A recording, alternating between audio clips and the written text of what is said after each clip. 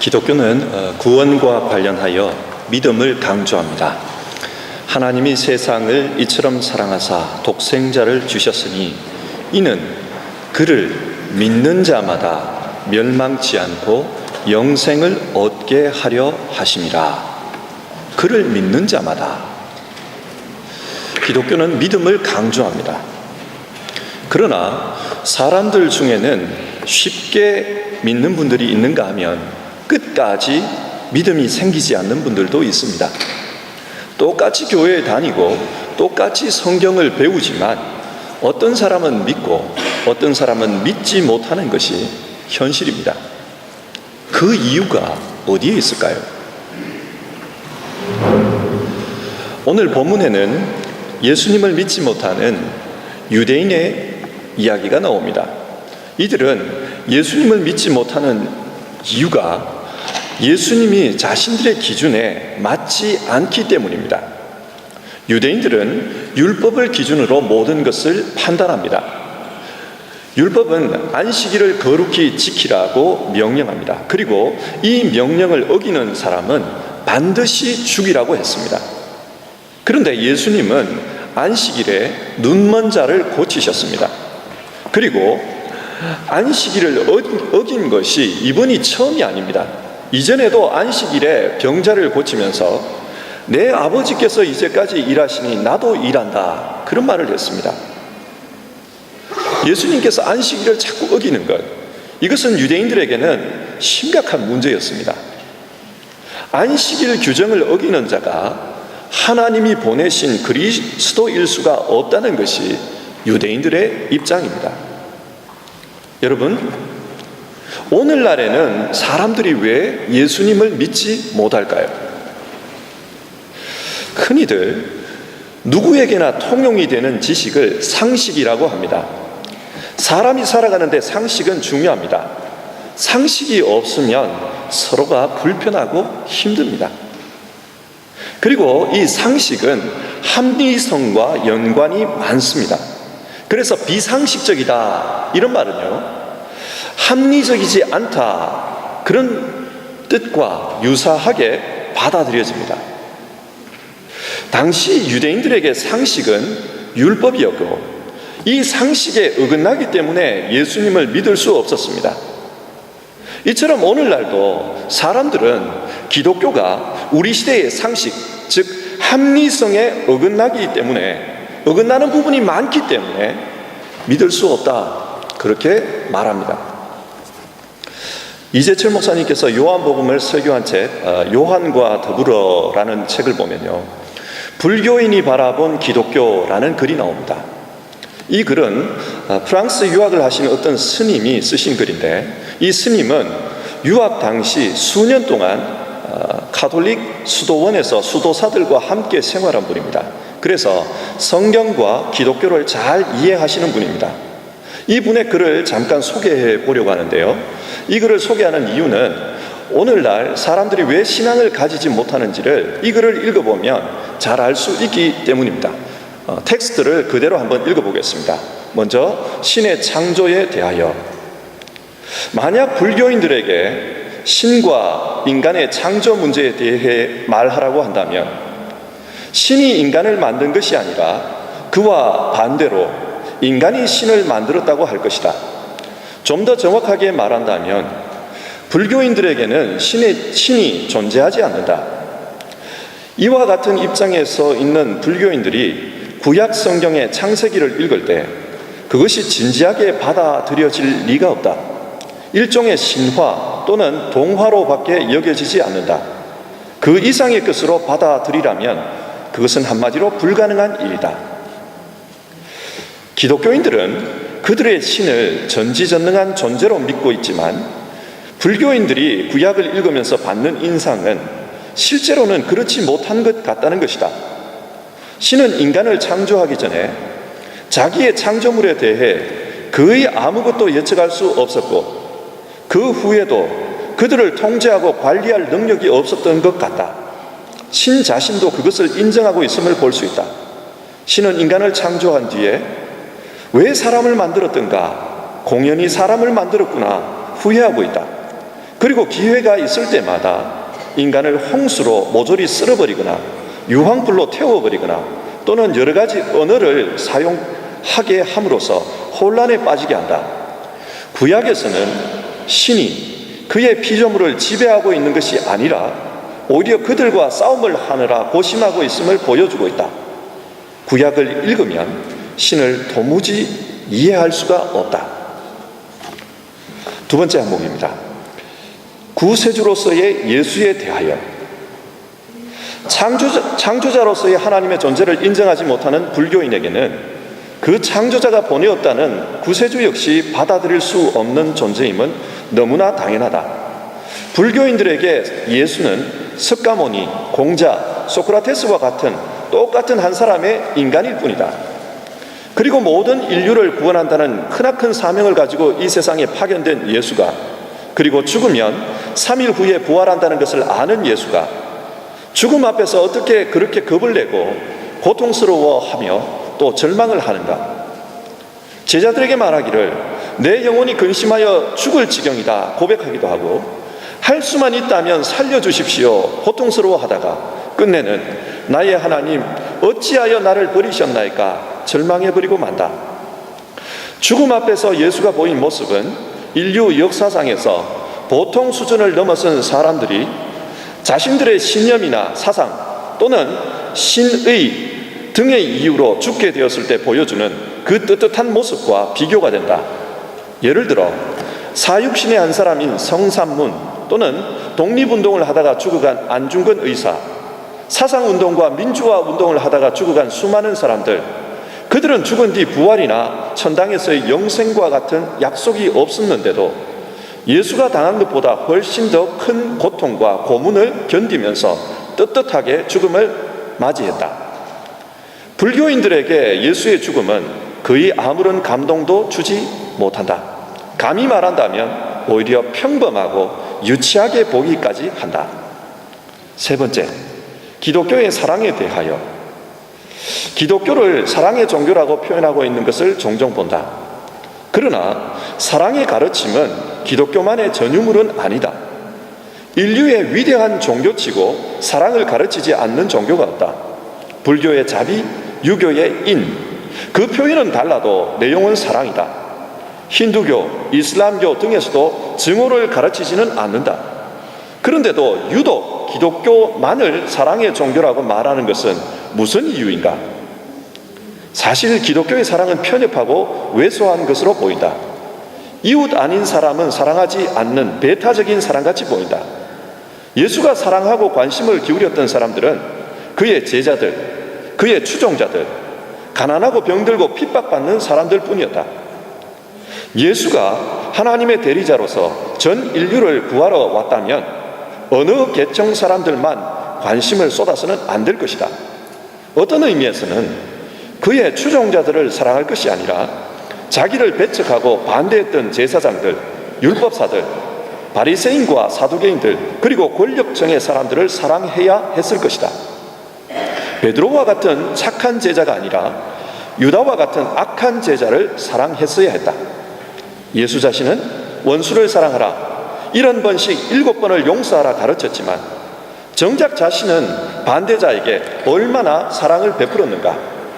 진정으로 그들에게 사랑을 베푼 일은 한 번도 없었던 것 같아 본다. 예수의 사랑은 보편적이고 범인류적인 것이 아니라 선택된 일부 사람들에게 국한된 사랑이었다. 이상입니다. 여러분, 이 글을 들으면서 어떤 느낌이 드십니까? 이 글에서 이 스님이 비판하는 기독교의 문제는 무엇인 것 같습니까? 상식과 합리성의 문제입니다. 기독교는 그렇게 상식적이지도 그렇게 합리적이지도 않다는 것입니다.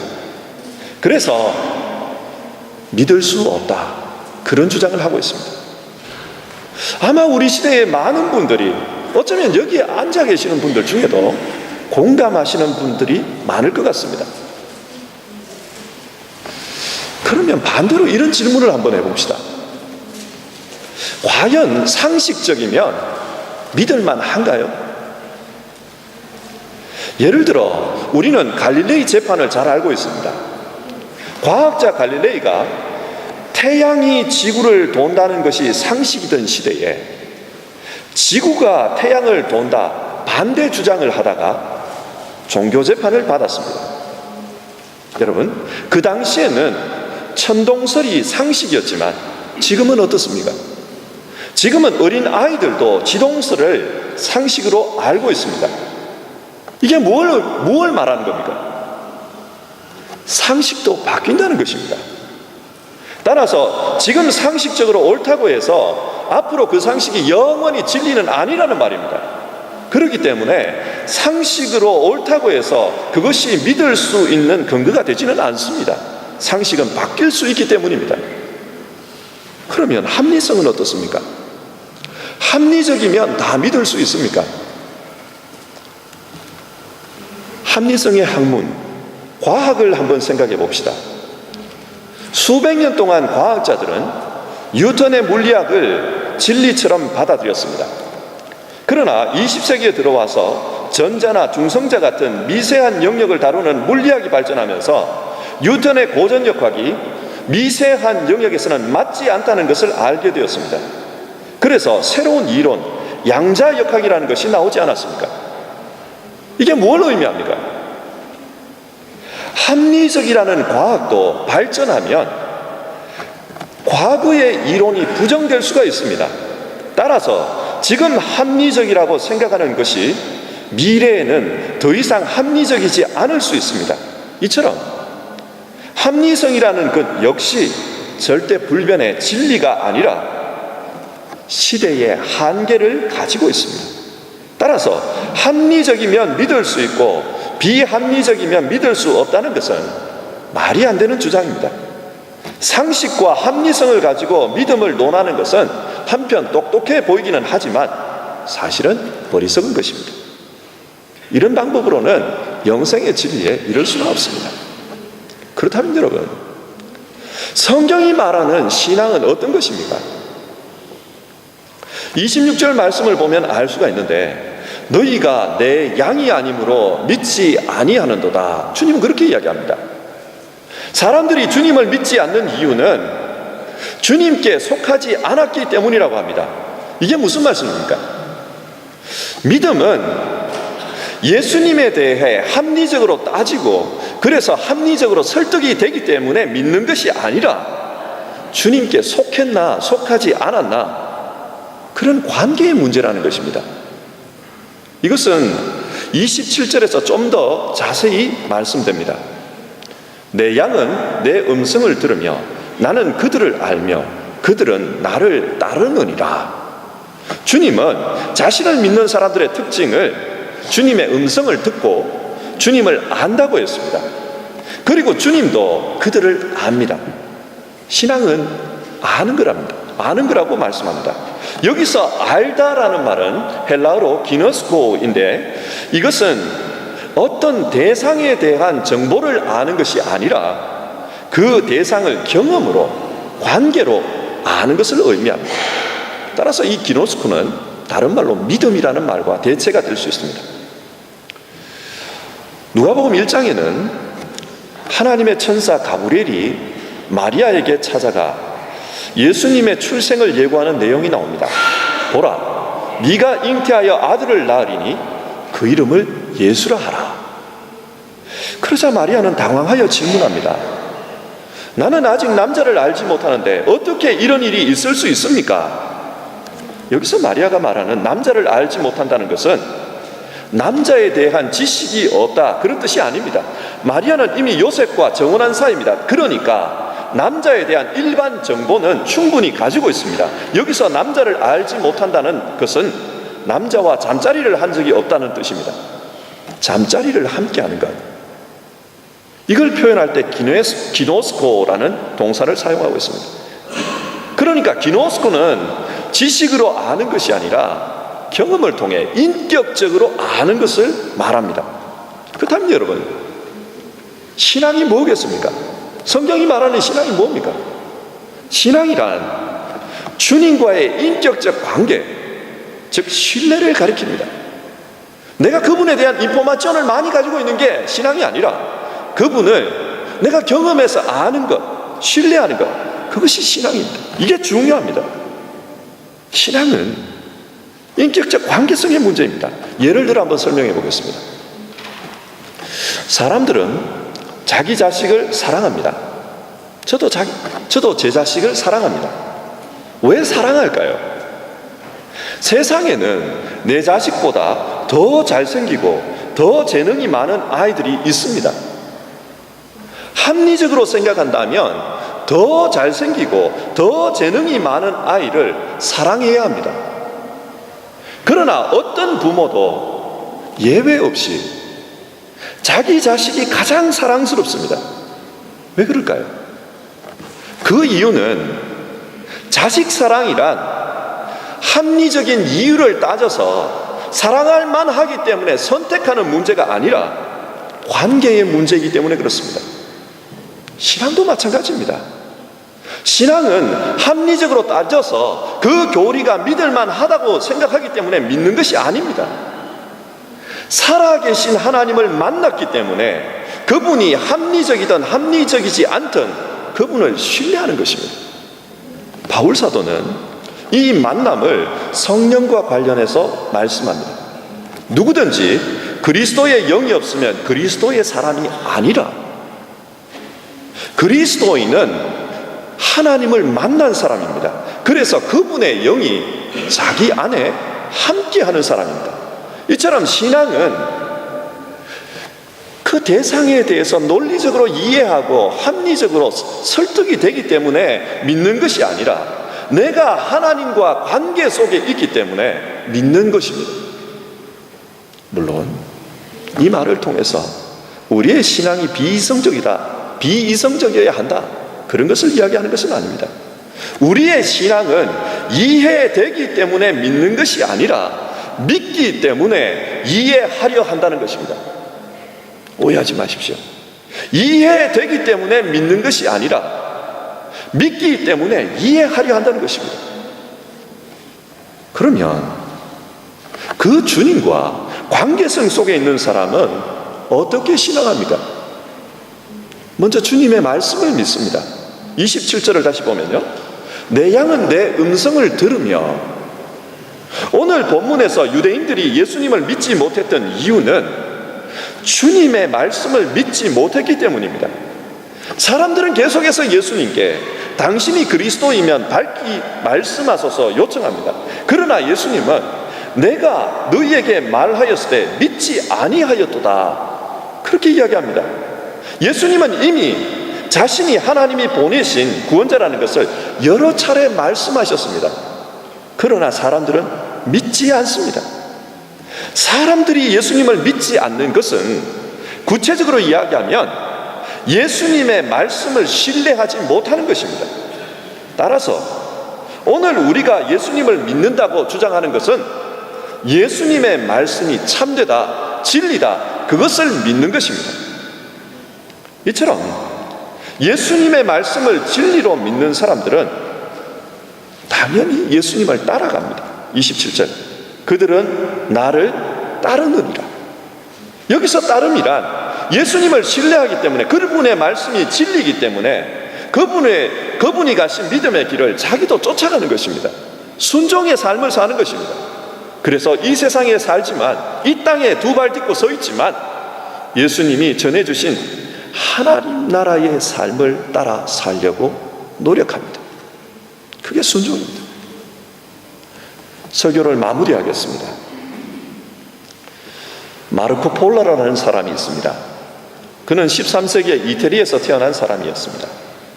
상인으로서 중국 땅 원나라까지 갔다가 돌아왔습니다. 그리고 돌아와 자신의 여행기를 기록했는데 그것이 동방견문록입니다. 이 책을 보면은 지판구는 황금으로 가득한 땅이다, 그런 내용이 나옵니다. 여기서 지판구는 오늘날의 일본입니다. 여러분, 과연 13세기에 일본은 황금으로 가득한 나라였을까요? 집 지붕이 다 황금으로 되어 있다. 있었다고 합니다.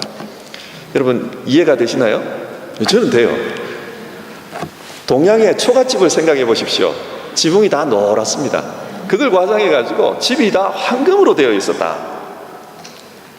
오늘 우리는 이 글을 읽을 때 그 내용을 문자 그대로 믿지는 않습니다. 왜 그렇습니까? 우리는 800년 전에 살았던 마르코 폴로를 100% 신뢰하지 못하기 때문입니다. 이처럼 전달자를 신뢰하지 못하면 그가 기록한 표현을 과장이라고 생각합니다. 독일에서 태어나 한 번도 한국을 가보지 않은 어린 아이가 있다고 생각해 봅시다. 부모는 자신의 아이가 조국을 자랑스럽게 여기도록 한국의 좋은 점을 계속해서 말해줍니다. 한국에는 먹을 것이 얼마나 많은지 모른다. 골목마다 식당이 줄을 서 있다. 한국에는 IT 기술이 얼마나 발달했는지 인터넷이 세상에서 제일 빠르다. 핸디가 세상에서 최고다. 한국 사람들은 얼마나 잘 사는지 지하철 안에서 손바닥 위에다 텔레비전을 얹어놓고 텔레비를 보고 있다. 뭐 이런 이야기를 해준다고 합시다. 여러분, 이 아이는 부모가 말하는 그 한국을 믿을까요? 믿지 않을까요? 저는 믿는다고 생각합니다. 그러면 어떻게 믿을까요? 한 번도 가본 적이 없습니다. 그리고 부모의 말이 맞는지 틀렸는지 합리적으로 검증해 본 것도 아닌데 어떻게 한국이 자랑스러운 나라라고 믿을 수 있을까요? 사실 이 아이는 한국을 보았기 때문에 믿는 것이 아닙니다. 자기 부모가 한국에서 왔기 때문에 한국이 있다라는 것을 믿고 자기 부모를 믿기 때문에 그 부모님이 말씀하는 한국을 100% 믿는 것입니다. 부모님을 신뢰하기 때문에 믿습니다. 마찬가지입니다. 우리는 하나님 나라에 가보지를 않았습니다. 그러나 예수님을 신뢰하기 때문에 그분이 말씀하신 하나님 나라를 믿는 것입니다. 앞에서 말씀드린 스님은 합리적인 분입니다. 그래서 따져보니까 예수님을 믿을 수 없다고 했습니다. 그러나 예수님은 비합리적이어서 믿지 않는 것이 아니라 내 양이 아니므로 믿지 못한다고 하십니다. 나를 신뢰하지 못하기 때문에 믿지 못한다. 그렇게 정리하셨습니다. 저는 제 자신이 합리적이라고 생각합니다. 그래서 성경을 읽을 때 합리적으로 읽으려고 노력하고 있고 또 성경을 객관적으로 공부하고 따져보고 믿으려고 합니다. 그런데 신기한 것은 그 스님이 비합리적이라고 말한 내용들이 저는 그대로 믿겨집니다. 그래서 그 말씀이 진리라고 믿고 그 말씀대로 살려고 노력합니다. 아마 여기에 앉아 계시는 여러분들도 그럴 겁니다. 왜 그렇습니까? 왜 어떤 사람은 믿고 왜 어떤 사람은 믿지 못합니까? 내 양이 아니므로. 주님의 대답은 이것입니다. 내 양이 아니므로. 예수님을 신뢰하느냐 신뢰하지 못하느냐 그 문제라는 겁니다. 이건 합리성의 문제가 아니라 신뢰하느냐 신뢰하지 못하느냐 그 문제라는 겁니다. 성경이 말씀하시는 내용은 예수님을 믿고 하나님 나라의 백성으로 살라는 것입니다. 성경의 전체 내용을 요약하면 그렇습니다. 이것이 바로 영생입니다. 우리는 하나님 나라를 검증해 보았기 때문에 믿는 것이 아닙니다. 우리 믿는 자들에게는 예수의 영이 함께 하십니다. 그래서 성령 안에서 예수님의 존재를 신뢰하고 그 예수님을 신뢰하기 때문에 예수님이 하신 말씀을 믿고 또 예수님의 말씀을 믿다 보니까 하나님의 나라가 있다는 것을 확신하며 살아갑니다. 그래서 비록 이 땅에서 살지만 하나님 나라의 논리로 위의 것을 생각하고 땅의 것을 생각하지 않으면서 살려고 합니다. 성도 여러분, 오늘 성경 말씀을 통해 하나님은 우리에게 무엇을 원하실까요? 우리 모두 주님의 양으로서 주님을 신뢰하기 때문에 하나님 나라 사람으로 사는 것, 그것을 원하지 않겠습니까? 우리 같이 찬송하면서요 기도하는 시간을 가져봅시다. 찬송가 545장입니다.